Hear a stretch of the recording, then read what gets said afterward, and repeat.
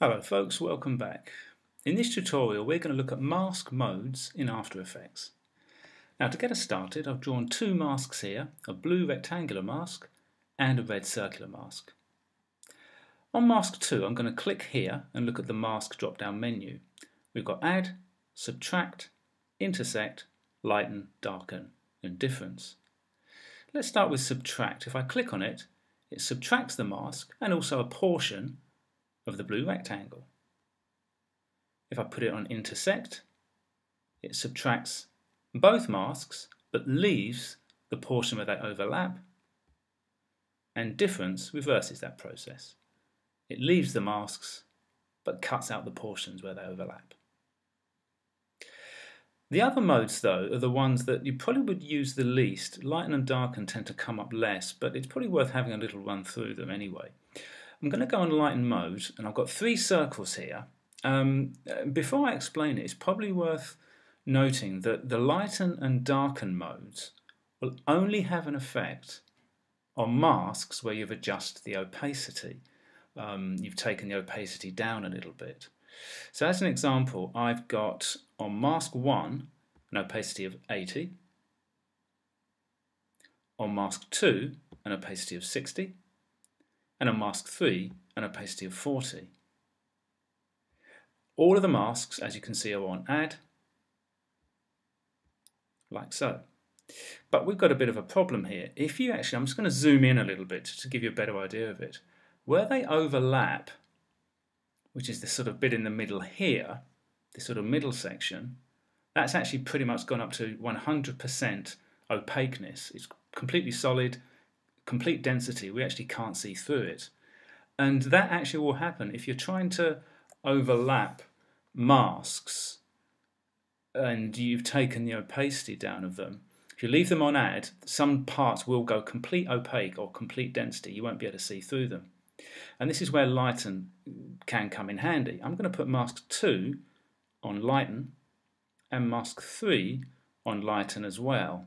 And if we now zoom back in, you'll see that that opaque issue, or that density issue, is now gone. We can actually now see through that portion where all three were intersecting, and the masks are now behaving in the way that they should.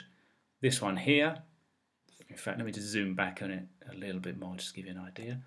The one on the bottom left is now 80, bottom right 60, and one at the top 40.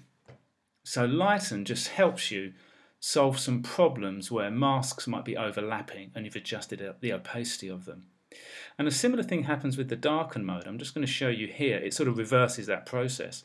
Now at the moment I've got two masks here, and I'm just going to zoom in again just to give you an idea of what we're after. So we've got two masks, both of them have been reduced to 50. And the middle portion here is the bit I want to keep. I want to knock out this layer on the left and knock out this layer on the right, and I'm going to use intersect to do it. The middle portion here is a combination of the 50 and the 50 opacity. So the middle bit here is an opacity now of about 75%.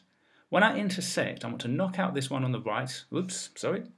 Just zoom back out for you there. Apologies. I want to knock out the one on the right, knock out the one on the left, but keep the middle portion, but keep it at 75 opacity. However, if I click on mask 2 and go to intersect, look at what's happened. I'm going to zoom in for you. You can probably just about barely see it. By intersecting them, it's taken the 50 and the 50, but it's knocked it down, this middle portion that I want to keep, to about 25% opacity, which I don't want to happen. I want to keep the intersecting element, but I want it to remain at 75. So this is where Darken can come in handy. If I now click on it and go to Darken, you can see it's now gone back up to the level of opacity that I want. In this case, it's gone up to 75. Right, okay. It's a bit of a brief run through, but hopefully, it's given you a bit of an idea of how they work.